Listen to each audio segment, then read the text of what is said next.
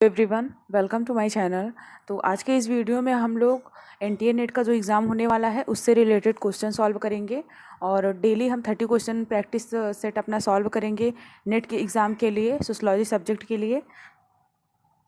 तो ये जो सारे के सारे क्वेश्चन हैं हमारे, ये एग्ज़ाम के पॉइंट ऑफ व्यू से बहुत ज़्यादा इंपॉर्टेंट हैं और हमारे सिलेबस के अकॉर्डिंग सारे के सारे क्वेश्चन होंगे। तो आप लोग वीडियो को पूरा देखिएगा और सारे के सारे क्वेश्चन सॉल्व करिएगा और कमेंट करके ज़रूर बताइएगा कि आपका स्कोर कितना है और आपको वीडियो कैसी लगी। और अगर आप फर्स्ट टाइम वीडियो देख रहे हैं और फर्स्ट टाइम चैनल पे आए हैं तो आप चैनल को सब्सक्राइब कर लीजिए और बेल आइकन ज़रूर प्रेस कर दीजिएगा ताकि डेली जो वीडियोज़ अपलोड होती हैं उसका नोटिफिकेशन आपको मिलता रहे। इसके अलावा अगर आप मेरे टेलीग्राम चैनल से जुड़ना चाहते हैं तो उसका भी लिंक आपको मिल जाएगा डिस्क्रिप्शन बॉक्स में। आप उससे लिंक के माध्यम से आप जुड़ सकते हैं। तो चलिए हम अपने आज के क्वेश्चन देखते हैं। तो आज का सबसे पहला क्वेश्चन है, समाजशास्त्री गिलिन एंड गिलिन ने समूह के वर्गीकरण में किस परिवार और जाति को स्वीकार किया? क्षेत्रीय समूह, सांस्कृतिक समूह, रक्त संबंधी समूह, अस्थायी समूह। तो गिलिन और गिलिन जो थे, इन्होंने समूह का वर्गीकरण किया था तो उसमें इन्होंने परिवार और जाति को स्वीकार किया था किस आधार पे? तो इसका राइट आंसर होगा ऑप्शन नंबर सी, रक्त संबंधी समूह। देखिए, गिलिन और गिलिन जो थे, इन्होंने 6 भागों में बांटा हुआ था समूह को। इन्होंने बांटा था, पहला इन्होंने बताया रक्त संबंधी समूह, दूसरा इन्होंने बताया शारीरिक विषमताओं पर आधारित समूह, तीसरा इन्होंने बताया क्षेत्रीय समूह समीप, चौथा इन्होंने बताया अस्थायी समूह, पांचवा इन्होंने बताया स्थायी समूह और छठवां इन्होंने सांस्कृतिक समूह। तो इन्होंने 6 प्रकार के समूहों का वर्गीकरण किया था और इन्होंने परिवार और जाति को स्वीकार किया था रक्त संबंधी समूह के आधार पर। अगला क्वेश्चन देखिए, सामाजिक समूह का अच्छा उदाहरण है सड़क की भीड़, पाठशाला की कक्षा, मंदिर का आयोजन, गांव का मेला। तो सामाजिक समूह का सबसे अच्छा उदाहरण इसमें से कौन सा होगा? तो इसका जो राइट आंसर होगा ऑप्शन नंबर डी होगा, गांव का मेला। गांव का मेला क्या है? ये एक सामाजिक समूह है, क्योंकि कहीं ना कहीं जो सामाजिक समूह होता है, थोड़ा उसका एक निश्चित भौगोलिक क्षेत्र होता है और हम की भावना होती है। तो गांव का मेला जो होता है वो एक भौगोलिक क्षेत्र के अंदर होता है और सभी मतलब एक दूसरे को एक तरह से जानते रहते हैं, उनमें सामुदायिक भावना होती है।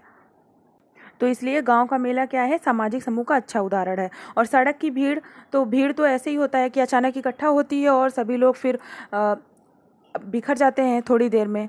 और पाठशाला की कक्षा, तो कक्षा में भी ज़रूरी नहीं कि जितने बच्चे हों वो सभी के सभी आपस में एक दूसरे को जानते ही हों। और मंदिर का आयोजन, तो मंदिर में भी लोग बहुत दूर दूर से आते हैं, ऐसा तो है नहीं कि सब एक दूसरे को जानते हैं। तो इसका बेस्ट क्या होगा? गांव का मेला। अगला क्वेश्चन देखिए, कौन सा उदाहरण द्वितीयक समूह का है? द्वितीयक समूह का कौन सा उदाहरण है? कारखाने में उत्पादन कार्य क्षमता लाने वाली एक समिति, वन विहार करने वाला समूह, मरीज की सेवा करती परिचारिकाएं, सहकारी समिति। तो द्वितीयक समूह का इसमें से कौन सा उदाहरण है? तो इसका राइट आंसर हो जाएगा ऑप्शन नंबर डी, सहकारी समिति। क्योंकि देखिए, जो सहकारी समिति द्वितीयक समूह जो होता है, इसमें औपचारिक संबंध पाए जाते हैं। तो सहकारी समिति क्या है? एक द्वितीयक समूह है। अगला क्वेश्चन देखिए, चार्ल्स कूले ने सर्वप्रथम किस पुस्तक में प्राथमिक समूह शब्द का प्रयोग किया था? सोशियोलॉजी, इंट्रोडक्टरी सोशियोलॉजी, सामाजिक संगठन, सोशियोलॉजी। तो इसका राइट आंसर होगा option number B, introductory sociology. इसमें इन्होंने प्राथमिक समूह शब्द का प्रयोग किया था। देखिए, चार्ल्स कूले ने कहा था कि प्राथमिक समूह से तात्पर्य उस समूह से है जिसकी विशेषता आमने सामने के प्रत्यक्ष संबंध तथा अनौपचारिक एवं घनिष्ठ संबंध एवं उसमें पारस्परिक सहयोगिता पर आधारित होता है। यानी दो व्यक्तियों के बीच आमने सामने का संबंध है, यानी प्रत्यक्ष संबंध है, संपर्क है उनमें, और उनमें क्या विशेषता है? अनौपचारिक संबंध उनका है और सहयोग पर आधारित होता है। तो ये क्या होता है? हमारा प्राथमिक समूह होता है। तो इन्होंने प्राथमिक समूह की विशेषताएं बताई थी। इसके अलावा देखिए, जो चार्ल्स कूले थे, इन्होंने प्राथमिक समूह को क्या कहा था? व्यक्तियों का पालना कहा था। इनका कुछ स्टेटमेंट है, आप लोग नोट कर सकते हैं। इन्होंने कहा था प्राथमिक समूह को व्यक्तियों का पालना। और इसके अलावा इन्होंने प्राथमिक समूह को मानव प्रकृति की वृक्षारोपण या नर्सरी कहा था। उसके बाद देखिए, इन्होंने प्राथमिक समूह को पशु प्रवृत्तियों का मानवीकरण करने वाला एक शक्तिशाली एजेंट बताया था। तो ये जो प्राथमिक समूह की अवधारणा है, ये चार्ल्स कूले ने दिया था। अगला क्वेश्चन देखिए, अगला क्वेश्चन है, निम्नलिखित में कौन से वाक्य सत्य हैं? परिवार और क्लब सामाजिक समूह के उदाहरण हैं। प्राथमिक समूह के सदस्यों के संबंध वैयक्तिक होते हैं।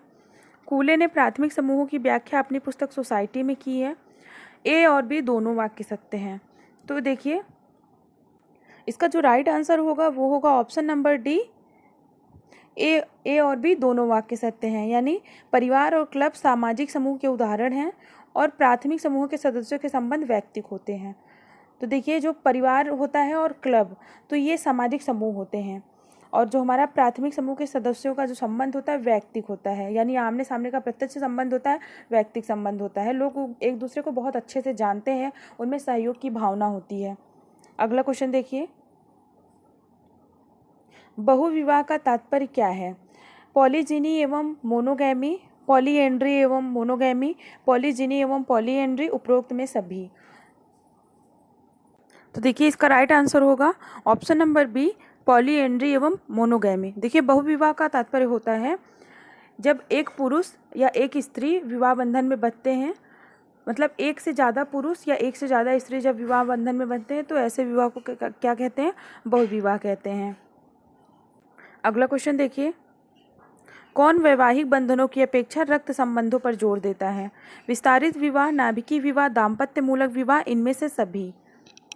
तो इसका राइट आंसर होगा ऑप्शन नंबर ए, विस्तारित विवाह।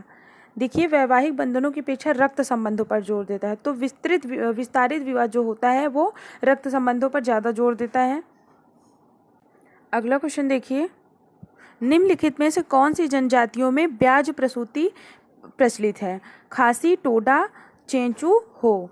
तो इसका राइट आंसर होगा ऑप्शन नंबर ए, खासी जनजाति।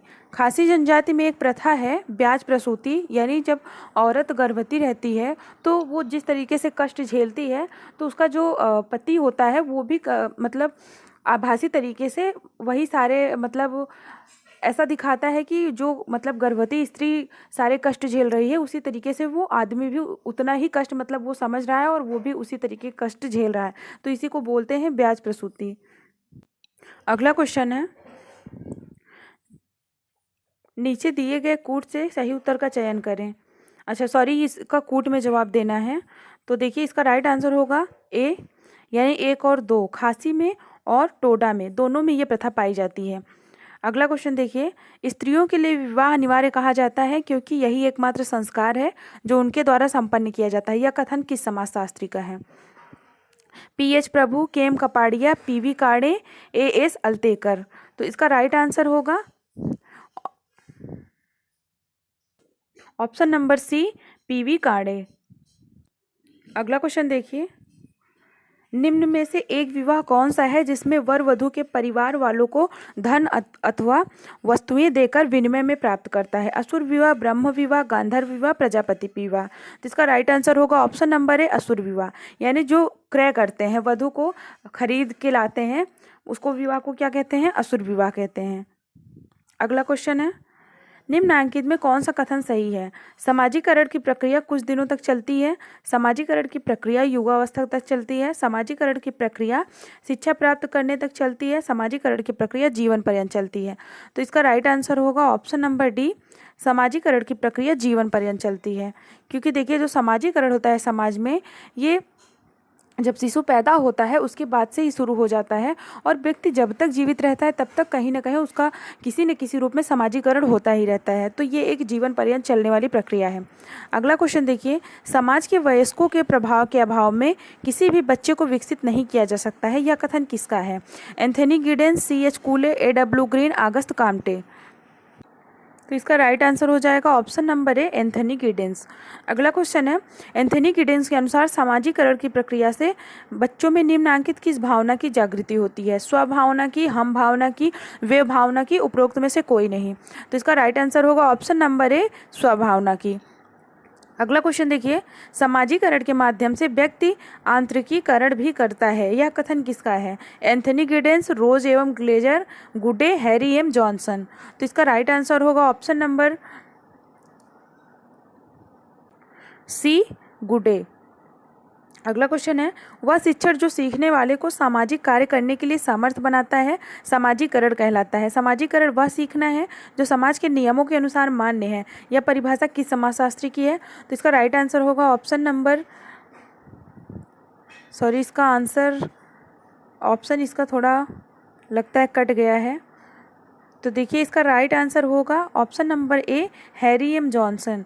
जहाँ तक मुझे याद है ये क्वेश्चन पीजीटी में भी पूछा गया था अभी, कि सामाजिकरण वह सीखना है जो समाज के नियमों के अनुसार मान्य है। अगला क्वेश्चन देखिए, जाति वस्तुतः एक विस्तृत नातेदारी समूह है। जाति की उपयुक्त परिभाषा किस समाजशास्त्री द्वारा दी गई है? रजनी कोठारी, इरावती कर्वे, केतकर, आंद्रे बेते। तो जाति विस्तृत नातेदारी समूह है, ये किसने कहा था? ये है, इसका राइट आंसर होगा option number B, Irawati Karve. Irawati Karve ने नातेदारी का विस्तृत अध्ययन किया था, तो इन्होंने कहा था कि जाति विस्तृत नातेदारी समूह है। अगला क्वेश्चन देखिए, किस विद्वान के मतानुसार उपजाति ही जाति व्यवस्था की वास्तविक इकाई है? उपजाति की बात किसने की थी? Max Weber, Stevenson, M N. Srinivas, रजनी कोठारी। तो इसका राइट आंसर होगा option number C, M N. Srinivas. M N. Srinivas ने जाति और उपजाति दोनों की ही व्यवस्था बताई थी, इन्होंने दोनों का ही उल्लेख किया था। अगला क्वेश्चन देखिए, निम्नांकित में से किस समाजशास्त्री ने जाति और वर्ग दोनों को ही परिस्थिति समूह माना है? Yogendra Singh, Max Weber, Ketkar, Andre Beteille. तो इसका राइट आंसर होगा option number B, Max Weber. Max Weber ने जाति और वर्ग दोनों को ही परिस्थिति समूह माना है। उन्होंने कहा था कि जो हमारा परिस्थिति समूह होता है, ये इसका निर्धारण कौन करता है? जो हमारी जाति होती है और वर्ग होता है, यानी हमारा कास्ट जो कि प्रदत्त होता है और जो हमारा वर्ग होता है जो कि अर्जित होता है, दोनों ही हमारा स्टेटस निर्धारण करते हैं। अगला क्वेश्चन देखिए, निम्नांकित में कौन सा एक जाति प्रथा का दोष नहीं है? प्रजातंत्र विरोधी, अस्पृश्यता, धर्म परिवर्तन, व्यवसाय का निर्धारण। तो इसका राइट आंसर होगा ऑप्शन नंबर डी, व्यवसाय का निर्धारण। तो जाति प्रथा का दोष कौन नहीं है? व्यवसाय का निर्धारण। अगला क्वेश्चन देखिए, वेबर का स्तरीकरण का सिद्धांत मार्क्स के सिद्धांत से भिन्न है क्योंकि मार्क्स ने इसमें एक अतिरिक्त संरचनात्मक वर्ग को जोड़ दिया। तो वो कौन सा वर्ग है? वर्ग, संपदा, स्थिति समूह, बौद्धिक समूह। तो इसका राइट आंसर होगा ऑप्शन नंबर ए, वर्ग। देखिए वेबर का जो स्तरीकरण का सिद्धांत है मार्क्स से भिन्न कैसे है? क्योंकि वेबर ने इसमें वर्ग को भी जोड़ दिया था, जबकि जो कार्ल मार्क्स हैं ये केवल और केवल किसकी बात करते हैं? वर्ग की बात करते हैं। अगला क्वेश्चन देखिए, वेबर का स्तरीकरण का सिद्धांत मार्क्स के सिद्धांत से भिन्न है क्योंकि मार्क्स ने इसमें एक अतिरिक्त संरचनात्मक वर्ग को जोड़ दिया। ऑप्शन ए है वर्ग, बी है संपदा, सी है स्थिति समूह, डी है बौद्धिक समूह। तो इसका राइट आंसर होगा ऑप्शन नंबर ए, वर्ग। अगला क्वेश्चन देखिए, निम्न में किसके प्रभु जाति शब्दावली को प्रतिपादित किया? सुरजीत सिन्हा, एम.एन. श्रीनिवास, बी.के. राय वर्मन, उपरोक्त में से कोई नहीं। तो प्रभु जाति यानी डोमिनेंट कास्ट की अवधारणा किसने दिया था? तो इसका राइट आंसर होगा option number B, M N. Srinivas ने। एम.एन. श्रीनिवास ने बताया था कि जो प्रभु जाति होती है उसके कुछ 3 इन्होंने उसकी विशेषताएं बताई थी, यानी वो उनका राजनीतिक जो उनकी शक्ति होती है वो मजबूत होती है, वो संख्या में अधिक होते हैं और आर्थिक रूप से भी वो मजबूत होते हैं। अगला क्वेश्चन देखिए, वेबर के अनुसार निम्न में कौन सा आर्थिक असमानता और असमान सामाजिक प्रतिष्ठा के वितरण के लिए उत्तरदायी है? श्रेणी जाति, सत्ता सम्मान, जाति सत्ता, वर्ग परिस्थिति। तो इसका राइट आंसर होगा ऑप्शन नंबर बी, सत्ता सम्मान।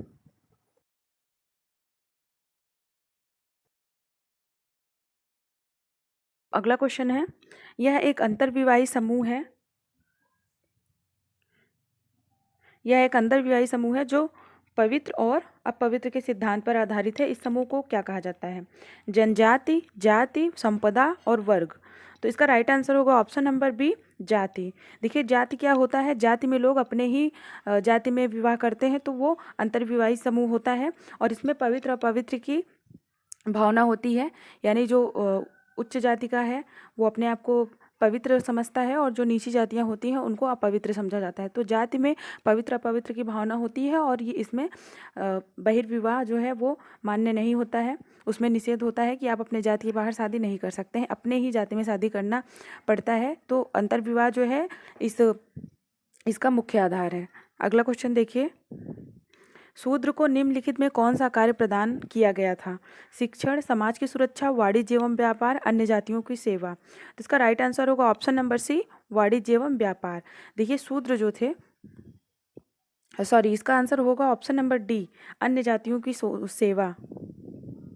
देखिए वर्ण व्यवस्था में जो 4 तरह के बताए गए थे वर्ण, ब्राह्मण क्षत्रिय वैश्य शूद्र, तो उसमें सबसे ज़्यादा ऊंचा स्थान जो था वो ब्राह्मणों का था। उसके बाद क्षत्रिय था जिनका काम था सभी की रक्षा करना। उसके बाद थे वैश्य जिनका काम था व्यवसाय करना, व्यापार करना, वाणिज्य। और जो शूद्र थे वो क्या करते थे, जो तीनों जातियाँ थी, तीनों वर्ग थे, उनकी सेवा करना। तो जो शूद्र हैं उनका कार्य था अन्य जातियों की सेवा करना। अगला क्वेश्चन देखिए, सामाजिक परिवर्तन से संबंधित चुनौती एवं प्रत्युत्तर का सिद्धांत को किसने प्रस्तुत किया? ओस्वाल्ड स्पेंगलर, अर्नाल्ड जे टैनबी, सी राइट मिल्स, थर्स्टिन वेवलन। तो चुनौती एवं प्रत्युत्तर का सिद्धांत किसका है? तो इसका राइट आंसर हो जाएगा ऑप्शन नंबर बी, अर्नाल्ड जे टैनबी।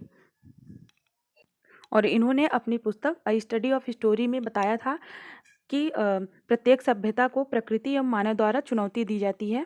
और इन्होंने विश्व के 21 सभ्यताओं का अध्ययन किया था और कहा था कि प्रत्येक समाज निर्माण एवं विनाश, संगठन एवं विघटन के दौर से गुजरता है।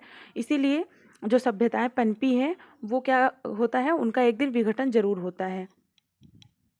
अगला क्वेश्चन देखिए, the decline of the West नामक पुस्तक किसके द्वारा लिखी गई है? Herbert Spencer, Sadler, Karl Marx, Oswald Spengler. तो इसका राइट आंसर होगा option number D, Oswald Spengler. देखिए जो स्पेंगलर थे इन्होंने अपनी पुस्तक the decline of the West जो कि 1918 में आई थी, इन्होंने 8 बड़ी सभ्यताओं का अध्ययन किया था और बताया था कि सामाजिक परिवर्तन जो है इसका एक चक्र चलता है और ये जहाँ से प्रारंभ होता है फिर से वहीं पर लौट के आता है। और इन्होंने सामाजिक परिवर्तन का सिद्धांत दिया था। और स्पेंगलर जो थे इन्होंने संस्कृति और सभ्यता की तुलना किससे की थी? सावयव या शरीर से की थी। और इन्होंने बताया था कि जो पाश्चात्य सभ्यता है उसका पतन आरंभ हो गया है, क्योंकि इन्होंने कहा कि जो भी सभ्यता मतलब एक बार उठती है, चलती है, तो उसका एक कार्यकाल होता है और एक टाइम के बाद उसका पतन निश्चित है। और इनके सिद्धांत को क्या कहा जाता है? निराशावादी सिद्धांत कहा जाता है। अगला क्वेश्चन देखिए, सूची 1 सामाजिक परिवर्तन से संबंधित सिद्धांत को सूची 2 संबंधित समाजशास्त्री से सुमेलित कीजिए तथा सूचियों के नीचे दिए गए कोड का प्रयोग कर सही उत्तर का चयन कीजिए। तो देखिए सूची 1 में सामाजिक परिवर्तन से संबंधित सिद्धांत दिया हुआ है और दूसरे सूची में संबंधित समाजशास्त्री दिया हुआ है। तो देखिए सबसे पहले हैं अभिजात वर्ग के परिभ्रमण का सिद्धांत। तो ये किसने दिया था? तो ये दिया था विल्फ्रेडो पेरेटो ने। तो ए का हो जाएगा 4। उसके बाद देखिए सांस्कृतिक गतिशीलता का सिद्धांत, ये किसने दिया था? तो ये दिया था सोरोकिन ने। तो इसका हो जाएगा बी का 3। उद्विकासी सिद्धांत किसने दिया था? तो ये दिया था स्पेंसर ने। इसका राइट आंसर हो जाएगा स्पेंसर। उसके बाद है प्रौद्योगिकी सिद्धांत, तो ये कार्ल मार्क्स ने दिया था, हो जाएगा डी का 2। तो इसका राइट आंसर हमारा हो जाएगा ऑप्शन नंबर सी। अगला क्वेश्चन देखिए, ह्यूमन सोसाइटी नामक पुस्तक के लेखक का नाम बताइए। Bearer street, Kingsley Davis, C.H. कूले, होमांस। तो इसका राइट आंसर होगा किंग्सले डेविस। अगला क्वेश्चन देखिए, निम्न में किससे मिलकर समुदाय बनता है? भारतीय मूल के निवासी, इलाहाबाद में रहने वाले बंगाली ब्राह्मण, भारतीय समाज, व्यापार संघ आंदोलन। तो इसका राइट आंसर होगा ऑप्शन नंबर बी, भारतीय इलाहाबाद में रहने वाले बंगाली ब्राह्मण। देखिए समुदाय जो होता है उसका एक निश्चित भौगोलिक क्षेत्र भी होता है और उसमें हम की भावना भी होती है। तो जैसे इलाहाबाद में रहने वाले जो बंगाली ब्राह्मण हैं वो इलाहाबाद में रहे हैं कभी भी, लेकिन उनका जो एक समुदाय है वो कहीं ना कहीं उनमें हम की भावना होती है। तो अगर वो इलाहाबाद में भी रह रहे हैं तो उनके बीच में एक बहुत ज़्यादा अच्छा सहयोगी प्रक्रिया पाया जाएगा और वो लोग एक दूसरे से एकदम अपनापन जैसा महसूस करते हैं। जैसे एक इलाहाबादी हो गए, कहीं भी वो जाएं तो एक इलाहाबादी दूसरे इलाहाबादी से अगर मिलता है तो कहीं ना कहीं उनमें हम की भावना होती है, मतलब उनको बहुत अच्छा लगता है, जैसे लगता है कोई अपना मिल गया। तो जो समुदाय होता है ये क्या होता है, इसमें हम की भावना होती है और इसका एक निश्चित भौगोलिक क्षेत्र होता है। अगला क्वेश्चन देखिए, निम्न में समुदाय को कौन नहीं बनाता है? वह समूह जिसमें राम ने जन्म लिया, वह समूह जिसकी सदस्यता राम ने धर्म परिवर्तन के बाद स्वीकार की, वह समूह जिसकी सदस्यता राम ने फीस देने के बाद ग्रहण की, या फिर अम्बाला के अग्रवाल। तो इसमें पूछा है समुदाय कौन नहीं बनाता है, तो इसका राइट आंसर हो जाएगा ऑप्शन नंबर डी, अम्बाला के अग्रवाल। देखिए, जिसमें राम ने जन्म लिया वो भी समुदाय है, समुदाय में ही जन्म लेता है इंसान। वह समूह जिसकी सदस्यता राम ने धर्म परिवर्तन के बाद स्वीकार की, तो अगर धर्म परिवर्तन के बाद भी इंसान कोई धर्म स्वीकार करता है तो कहीं ना कहीं उस कम्युनिटी का वो सदस्य बन जाएगा। उसके बाद फीस दे के हम कहीं पे जाके अगर कोई चीज़ कर रहे हैं तो वहाँ भी हमारी एक कम्युनिटी बन जाती है। तो ये सारे के सारे क्या हैं, समुदाय के उदाहरण हैं, लेकिन जो अम्बाला के अग्रवाल हैं तो इनका समुदाय से कोई लेना देना नहीं है।